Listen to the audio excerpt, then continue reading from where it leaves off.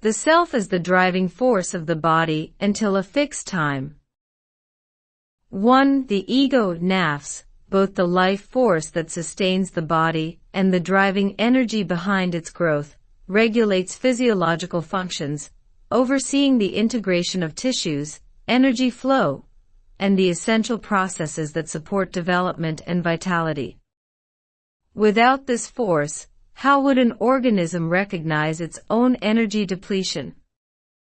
What internal mechanism would signal the need for sustenance, instinctively compelling it, beyond conscious awareness, to seek nourishment and restore balance? And this process occurs in two forms.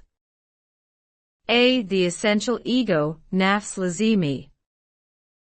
B. Whims and impulses, hawajis, the unchecked desires and improper cravings of the ego. 2. The essential ego, nafs lazimi, the regulator of the body's needs. The essential ego is the intrinsic force that sustains both body and mind, orchestrating fundamental physiological and psychological processes to maintain survival, equilibrium, and overall well-being. As a self-regulating mechanism attuned to the natural order of existence, it compels an individual to seek sustenance, food and drink to replenish energy, protection from heat and cold to preserve bodily stability, and shelter to ensure safety and comfort. Likewise, the regulated fulfillment of innate drives, including sexual instincts within appropriate boundaries, serves a necessary role in sustaining both individual health and the continuity of life. Thus, it is incumbent upon an individual to fulfill these needs through lawful and ethical means, ensuring their pursuit remains aligned with necessity, balance, and the preservation of inner and outer harmony. 3. Impulses and misguided desires, hawajis, the disruptive inclinations of the ego. Hawajis are fleeting desires and irrational inclinations that arise spontaneously within the ego. When left unchecked, they can lead to imbalance, indulgence, and deviation from inner harmony. These impulses can manifest in two forms of excess, leading to moral and psychological instability, ultimately distorting a person's character. A. The ego's deviation within lawful means. B. The ego's deviation through unlawful means. A. The ego's deviation within permissible limits. The pursuit of pleasure beyond genuine necessity creates a state of heightened and unregulated sexual desire, disrupting the natural equilibrium that governs both physical and spiritual well-being.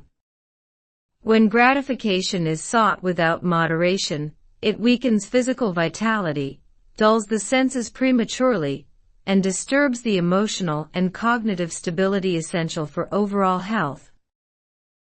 This imbalance fuels an ongoing pursuit of stimulation, gradually leading one to seek satisfaction beyond the boundaries of a committed relationship.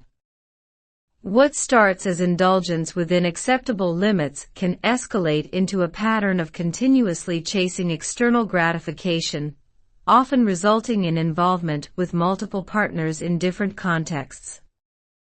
This behavior not only weakens the foundation of intimate relationships but also carries significant physical, emotional, and spiritual consequences. Such actions erode emotional connection, create feelings of guilt, and break down trust within a relationship. Over time, the unchecked pursuit of fleeting pleasure fosters emotional detachment, making it harder to engage in meaningful connections and personal growth. If left unaddressed, this cycle leads to instability, pulling the individual away from inner peace and spiritual alignment. B. The ego's corruption through unlawful means. From the perspective of spiritual discipline, excessive indulgence in pleasures, even when obtained through lawful means, is not always advisable. There are two key reasons for this. First, as previously mentioned, overindulgence amplifies desires, weakening self-restraint and disrupting the equilibrium necessary for moderation. When unchecked, this inclination fosters an insatiable craving for pleasure, making self-discipline increasingly difficult to maintain. Second, social, economic, and personal circumstances are subject to change, and what is permissible and available at one time may become restricted or unattainable in another. If one becomes overly dependent on continuous indulgence, the absence of lawful avenues for gratification may lead to desperation. In such cases, a person may be tempted to seek fulfillment through unethical or prohibited means, compromising their moral integrity and spiritual well-being. Recognizing these potential pitfalls, spiritual traditions emphasize moderation, not as deprivation, but as a means of cultivating inner stability, self-mastery, and alignment with higher principles. 4 types of the self, nafs, in the Quran. The Holy Quran categorizes the human self, nafs, into 3 primary types. 1. Nafs al-amra bil-su, the commanding self. 2. Nafs al-lawama, the self-reproaching self. 3. Nafs al-mutmainna, the tranquil self. A. Nafs al-amra bil-su, the commanding self. Its nature is evident from its very name, as it persistently inclines toward wrongdoing. This state takes hold when a person neglects moderation in the enjoyment of life's provisions, even when lawfully obtained. When self-restraint is abandoned and indulgence becomes habitual, the inner faculties of discernment and discipline begin to wither. As the commanding self asserts its dominance, it veils the heart in heedlessness, dulling moral clarity and weakening the resolve to resist base desires. Over time, the person becomes increasingly enslaved to fleeting impulses, mistaking transient gratification for true fulfillment, until the spiritual faculties drift further from their innate luminosity and higher purpose. B. Nafs al-lawama, the self-reproaching self. This state emerges as the spiritual faculties strengthen within a person. In other words, the soul begins to achieve equilibrium with the self, or at times even gains ascendancy over it. At this stage, a person develops greater self-awareness and exercises restraint against wrongdoing, regardless of its form or nature. If a lapse occurs, they do not remain indifferent, rather they reproach themselves, experiencing a profound inner reckoning that compels them toward correction. This self-examination is not a mere emotional reaction, but a higher function of the awakened soul, signaling its alignment with truth, and its growing resistance against lower inclinations. The self-reproaching nature of this state does not lead to stagnation or despair but serves as an impetus for refinement, drawing the individual closer to moral clarity and spiritual ascension. C. Nafs al-mutmainna, the tranquil self. This exalted state is attained when the spiritual faculties reach their fullest refinement, allowing the self to transcend internal conflict and attain unshakable serenity. Here, a person no longer wrestles with fleeting desires but governs them with effortless restraint and contentment.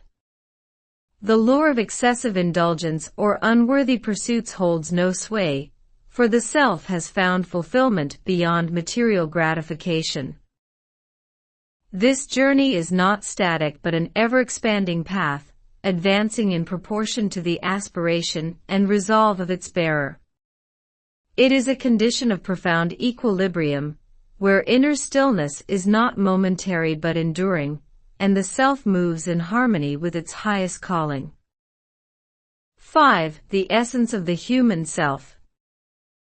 The human self is a concentration of the elements of the material realm, a distillation of earthly substance woven into human existence.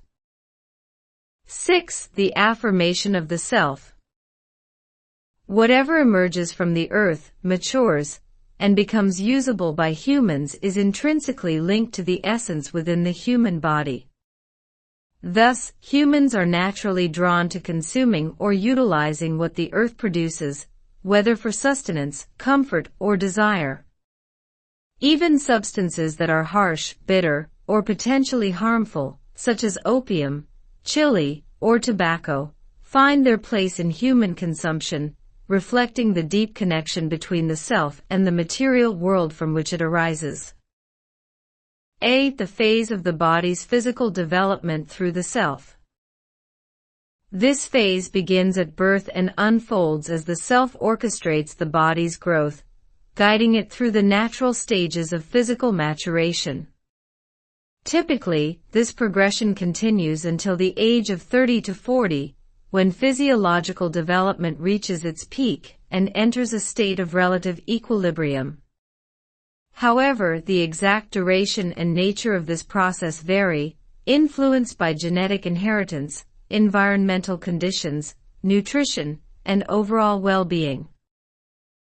Though this stage is marked by outward expansion, the strengthening of form, the refinement of faculties, and the peak of vitality, it is not merely a biological unfolding. Rather, it mirrors the deeper interplay between the self and the body, where the material vessel serves as the medium through which the self experiences, interacts, and evolves. The body in its prime becomes the most responsive instrument for the self's engagement with the world, shaping its ascent or descent in the journey toward greater awareness. B. The phase of the body's decline, or the unwinding of the self. After the 40th to 50th year of life, the body gradually enters a phase of biological decline, influenced by genetic predisposition, lifestyle, environmental conditions, and the quality of nourishment. By the time one reaches 50, the body's ability to fully extract and utilize energy from food diminishes, leading to a gradual decrease in strength, endurance, and regenerative capacity. However, this transition is not merely a physical regression, but a reorientation of the self's engagement with the body. As the vigor of youth recedes, the self experiences a form of release, where the physical faculties no longer exert the same dominance over one's perception and actions. This shift unfolds as the natural course of existence, guiding the body toward old age and eventual frailty, while the self adapts to the evolving limitations of its earthly vessel. 8. The self's intrinsic role in the body. The regulation of hunger, thirst, and bodily needs is not merely a function of biological reflexes, but an expression of the self's deep integration with the body's physiological and cognitive systems. The self perceives nutritional deficiencies, fluctuations in energy levels, and environmental changes, directing the body toward the necessary adjustments, whether through the craving for specific nutrients, the instinct to seek warmth or shade, or the urge to move after prolonged stillness. Beyond basic survival, the self governs sensory perception, internal equilibrium, homeostasis, and adaptive behavior, ensuring the body responds effectively to both internal and external stimuli. It regulates breathing, circulation, digestion, and neural activity, maintaining an intricate balance that allows for physical endurance and cognitive clarity. It fine-tunes heart rate, muscle tone, and neurological arousal, adjusting to conditions of stress, fatigue, or danger before conscious awareness fully registers the need for action. The self's influence extends to more subtle yet profound processes, shaping posture, movement, and facial expression in response to emotional and cognitive states. It orchestrates the fight-or-flight response, modulating neurotransmitter activity and hormonal fluctuations to optimize performance under pressure. It dictates the body's circadian rhythms, regulating sleep-wake cycles, metabolic processes, and recovery from illness or exertion. This regulatory force is not unique to humans. All living organisms operate under an intrinsic intelligence that sustains life and ensures adaptation. In higher beings, however, the self functions as more than a biological governor. It serves as an intermediary between the physical and the metaphysical, synchronizing neurological, psychological, and physiological processes. While its manifestations vary across species and levels of awareness, its fundamental role remains constant: to sustain life, refine perception, and align the body with the deeper dimensions of consciousness. 9. The perception of the self. The perception of the self encompasses how one absorbs, processes, and responds to external stimuli, whether through sight, thought, or experience. When this faculty is directed solely toward pleasure-seeking, indulgence in base desires, or passive entertainment, it ceases to serve its higher function, and instead becomes an instrument of self-dissipation.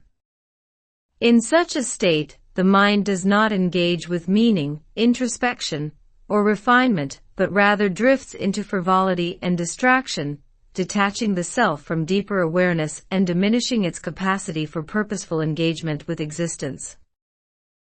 The Quran refers to such fleeting and deceptive preoccupations as the enjoyment of delusion. And the life of this world is nothing but the enjoyment of delusion.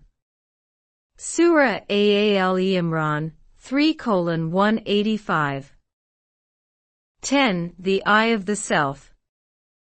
To see beauty only in what can be possessed, indulged in, or physically experienced, while remaining blind to the signs of the eternal Creator, is a clear indication of the dominance of the eye of the self. In this state, vision is confined to the material, drawn solely to what pleases the senses, yet disconnected from the deeper reality that gives creation its meaning. The eye of the self does not seek meaning beyond form, color, and desirability. It marvels at the grandeur of nature, the refinement of artistry, and the splendor of the physical world, yet fails to recognize the hand that shaped them, the wisdom that governs them, and the purpose that gives them significance. It delights in what is seen and touched, yet remains indifferent to the divine presence embedded within all things. When this narrow vision prevails, the self becomes entangled in appearances, mistaking fleeting beauty for lasting truth. It is enchanted by form but unaware of the formless, captivated by symmetry yet heedless of its source. Such perception is partial and deceptive, a veil rather than insight, a distraction rather than revelation. True sight is not merely to admire beauty but to perceive its source, not only to witness creation but to recognize the Creator within it. The Quran describes this condition, saying, "They have eyes with which they do not see." Surah Al-A'raf 7:179. That is, they possess sight, yet fail to behold the beauty and perfection of the Creator, seeing only through the lens of desire, indulgence, and meaningless distractions. 11. The tears of the self. The tears of the self flow when deep and unfulfilled desires remain unattained, revealing the self's unrest and its relentless attachment to what lies beyond its reach. These tears are not born of true loss or spiritual longing, but arise from the self's resistance to reality, mourning what it cannot possess or control. Such sorrow stems from the illusions of the self, which clings to expectations and struggles against the natural course of fate. When ambitions falter and desires remain unfulfilled, the self laments, not with wisdom or acceptance, but with frustration at its own limitations.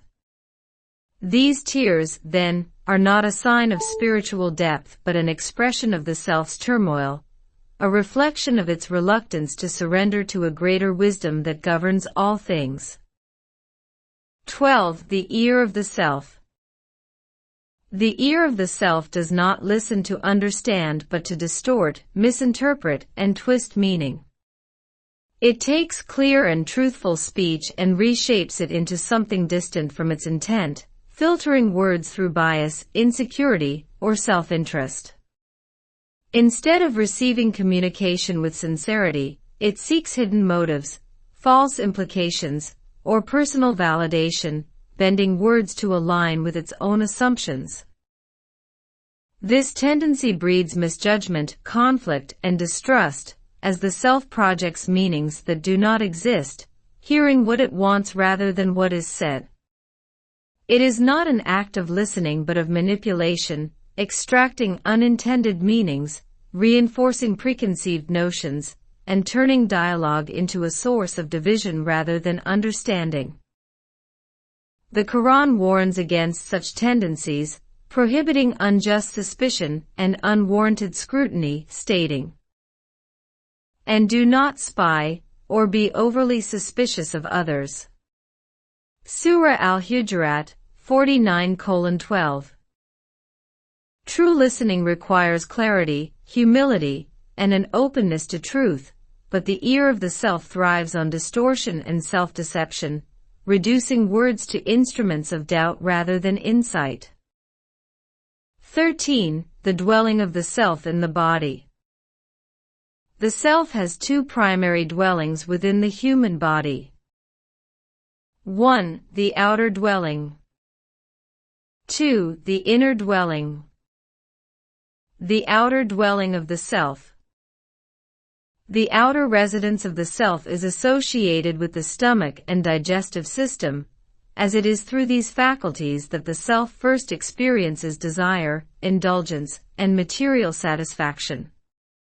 However, its influence and manifestations extend to the frontal region of the forehead, the area linked to cognition, decision-making, and self-awareness. This connection becomes evident in those dominated by their lower inclinations, particularly when they perceive themselves as having attained superiority over others. In such moments, their posture and expressions unconsciously reflect the self's dominance. They tilt their heads, adopt a manner of self-importance, and display an air of entitlement, as if their perceived achievement elevates them beyond others. This outward display is not merely a social posture but a psychophysical manifestation of the self's state, where bodily expressions mirror internal dispositions. Through this, the self reveals its attachment to status, recognition, and validation, exposing its tendency to seek fulfillment in external validation rather than inner refinement. The inner dwelling of the self. The inner residence of the self is located at the outer tip of the heart, specifically in its deepest and most recessed part. However, its roots extend throughout the entire structure of the heart, influencing its every function and state. This placement signifies the self's intimate connection with human emotions, inclinations, and consciousness. While the outer dwelling governs the instinctual and physical desires, the inner dwelling shapes one's perceptions, aspirations, and spiritual tendencies.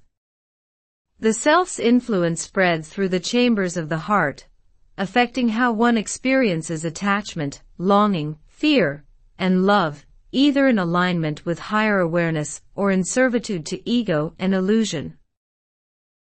14. The nourishment of the self. The self draws sustenance not only from physical substances, but also from intangible influences that shape its inclinations, desires, and states of being. In a broader sense, the nourishment of the self can be categorized into two types. 1. Visible nourishment. 2. Invisible nourishment. Visible nourishment. This includes all material provisions that sustain the body and satisfy its immediate needs: food, drink, clothing, shelter, and other tangible necessities. The forms of visible nourishment of the self. The visible nourishment of the self is acquired in two ways.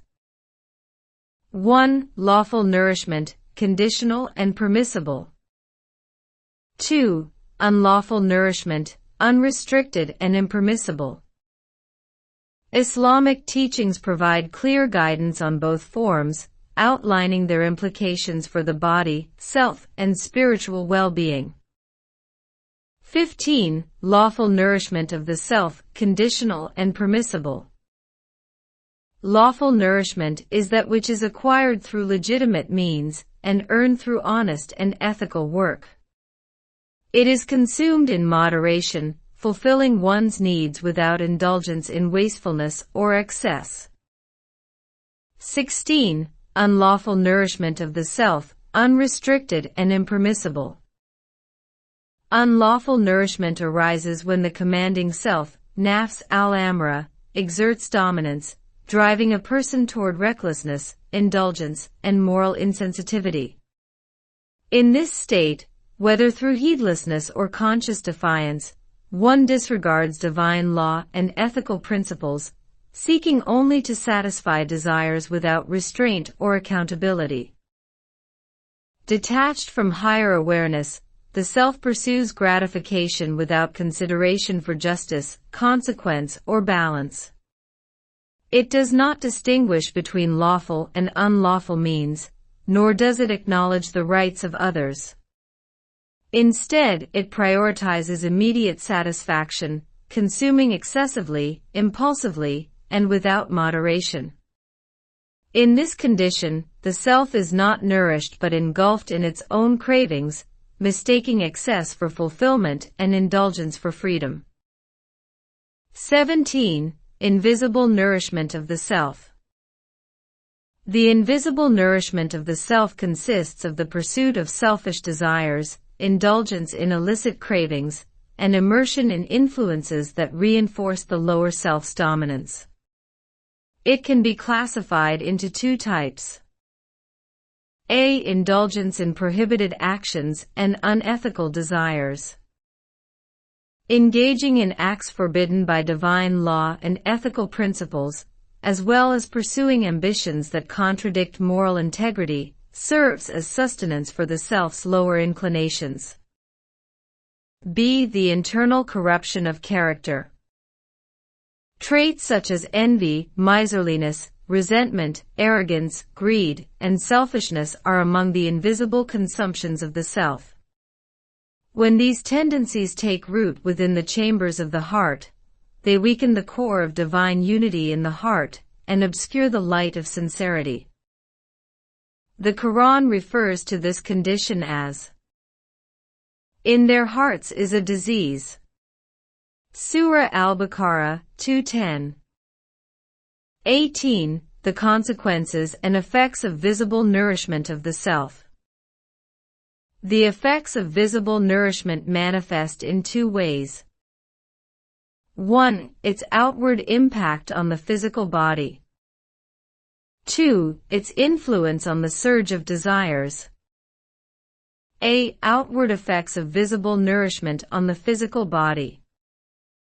The body develops, strengthens, and sustains itself through food, drink, clothing, and other material provisions, reaching its peak within a natural cycle of growth and maturation.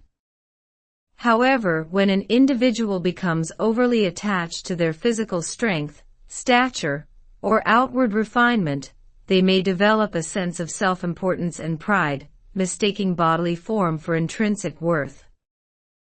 This illusion of superiority, stemming from an inflated perception of physical attributes, is most pronounced in those who lack inner maturity and depth. They equate external appearance with greatness, failing to recognize that true distinction arises not from form but from wisdom, awareness, and refinement of the self. B. The effects of visible nourishment on the surge of desire.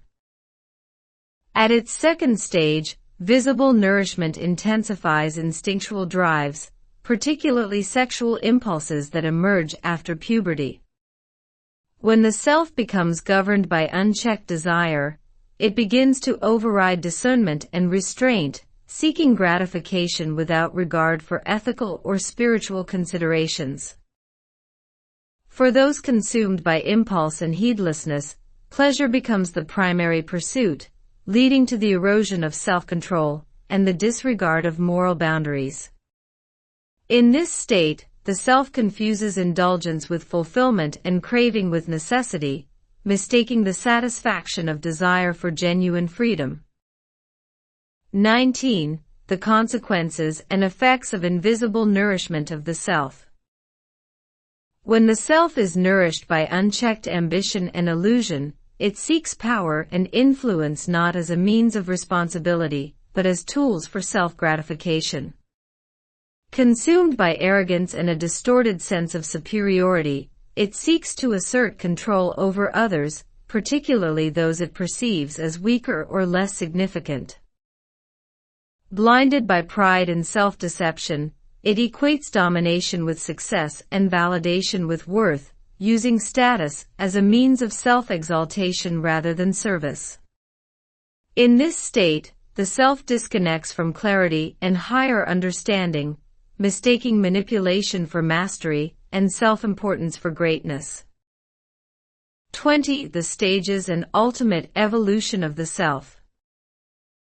While the body reaches a definitive limit in its growth and physical development, the inner trajectory of the self continues indefinitely, sometimes extending its consequences until the day of judgment. Its elevation or downfall is not constrained by time. Rather, it is shaped by the legacy of one's deeds. In this regard, the self's ultimate reckoning unfolds in two primary ways. A. The consequences of initiating wrongful actions. A self that lays the foundation for immoral or harmful acts, whether in personal conduct or within society, remains bound to the consequences of its influence. The effects of its transgressions continue to manifest and multiply, and as long as these actions persist in the world, so too does its accountability. B. The consequences of enabling or encouraging others.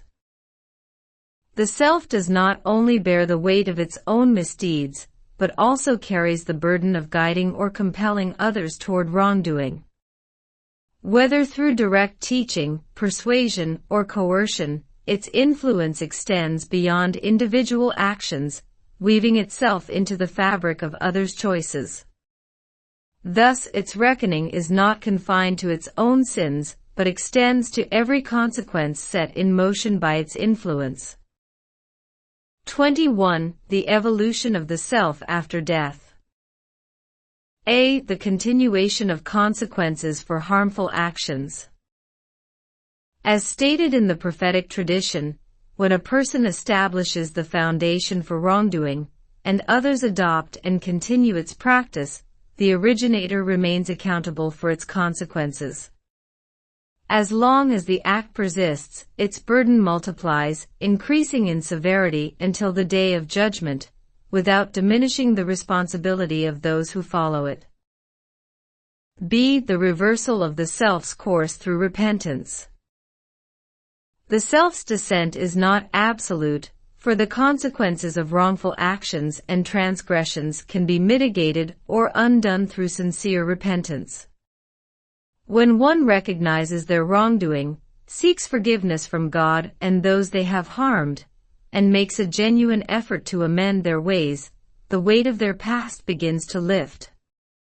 If this remorse is deep and sincere, divine mercy envelopes the self, allowing it to break free from the shadows of its past and move toward redemption.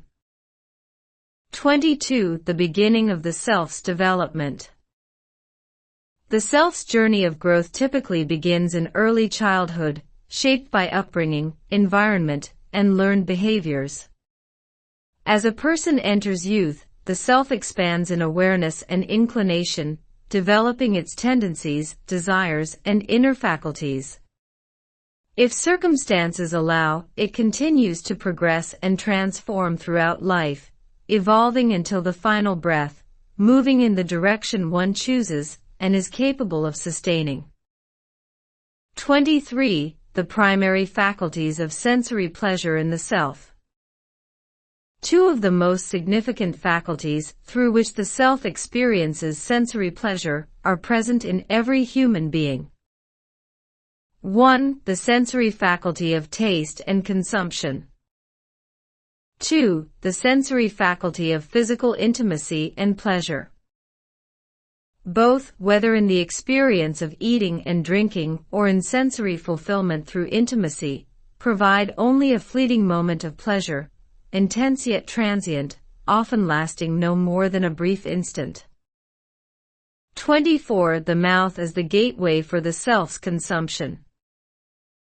The mouth, as an instrument of nourishment and sensory experience, is categorized into two types. 1. The outer mouth. 2. The inner mouth. A. The outer mouth. The outer mouth is a cavity positioned between the upper and lower jaws, resting beneath the nasal passage. Within it lies a precise mechanism of 32 teeth, each designed for chewing and breaking down food, assisted by the tongue, which not only guides the process but also perceives taste and texture, adding a layer of pleasure to necessity. The uvula, though small, plays a role in speech and swallowing, contributing to the body's intricate harmony. B. The invisible mouth of the self's consumption.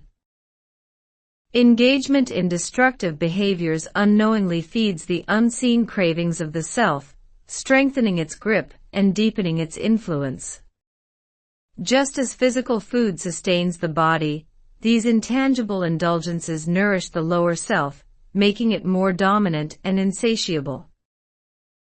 Dispositions such as arrogance, greed, envy, resentment, miserliness, and malice, along with acts of slander and deception, serve as hidden sustenance, reinforcing the self's attachment to ego and illusion. Each indulgence further entangles the self in its own distortions, veiling the heart from clarity, balance, and higher awareness. 25. Providers of the self's nourishment. The sources of nourishment for the self come from various individuals involved in cultivating, producing, and preparing essential needs, including farmers, tradespeople, manufacturers, chefs, and caregivers. These providers fall into two categories. 1. Providers of ethical and beneficial nourishment. 2. Providers of harmful and corrupting nourishment. A. Providers of ethical and beneficial nourishment. Ethical nourishment comes from honest work and responsible means, starting with family support and guidance and continuing throughout life as individuals strive to acquire essential needs.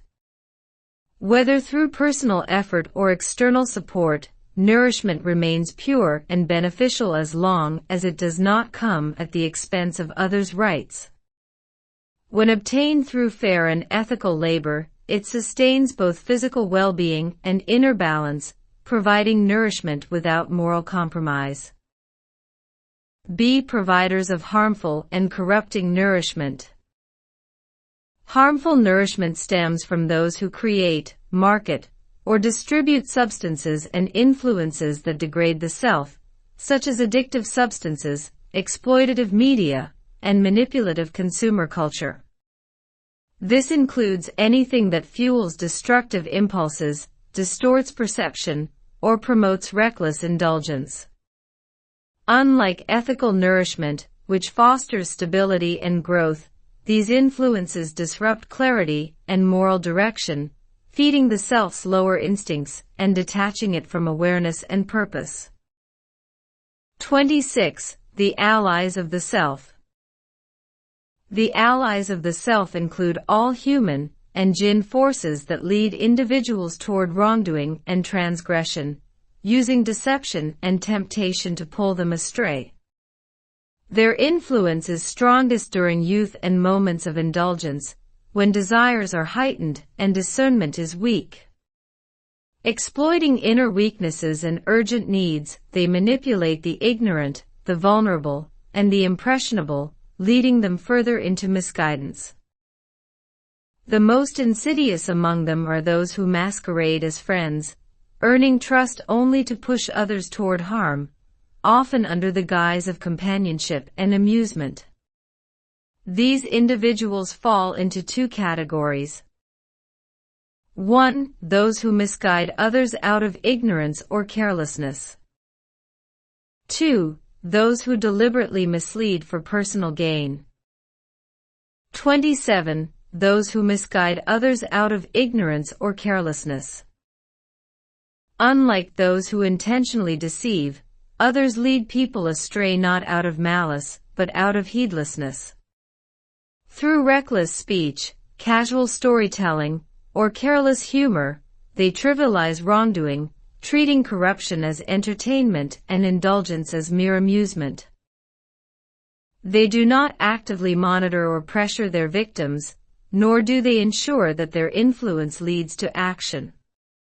Instead, they scatter the seeds of misguidance and move on, indifferent to whether their words or actions take root. However, their negligence and irresponsibility make them unwitting enablers of corruption, reinforcing cycles of heedlessness and excess. 28. Those who deliberately mislead for personal gain. Some individuals, in pursuit of their own desires or interests, manipulate others, ensnaring them through deception and false companionship.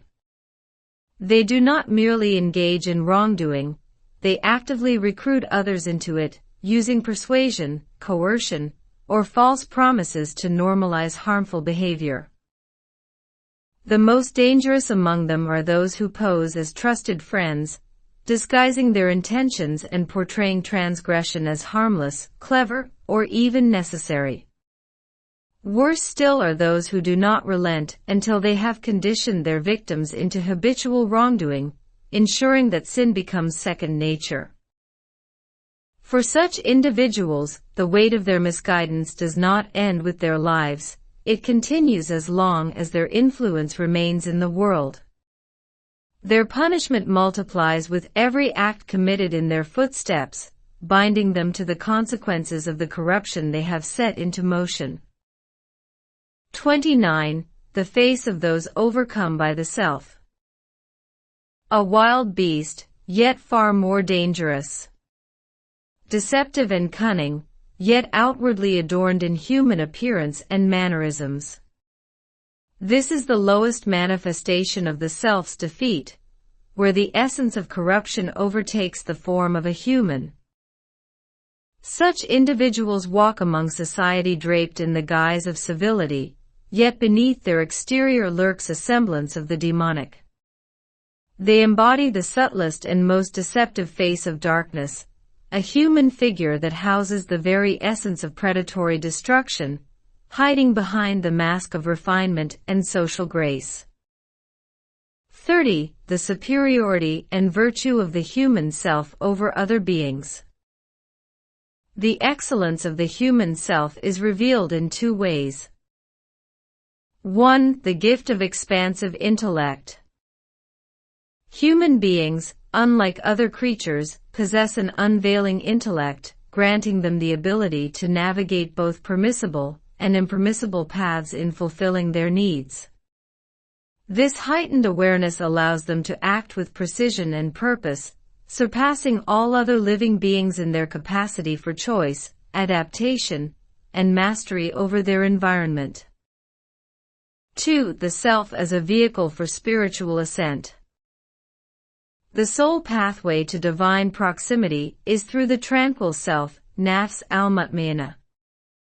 Just as a rocket must burn highly refined fuel, such as liquid hydrogen and oxygen, to overcome gravity and ascend into space, the spirit must harness the purified self to elevate beyond worldly constraints. Without proper propulsion, a rocket remains bound to the earth, and without self-discipline and refinement, the spirit cannot break free from the gravity of its lower inclinations. It is through this cooperation between spirit and the disciplined self that the human being attains a rank greater than the angels, for their ascent is not inherent, but achieved through conscious striving, struggle, and self-purification.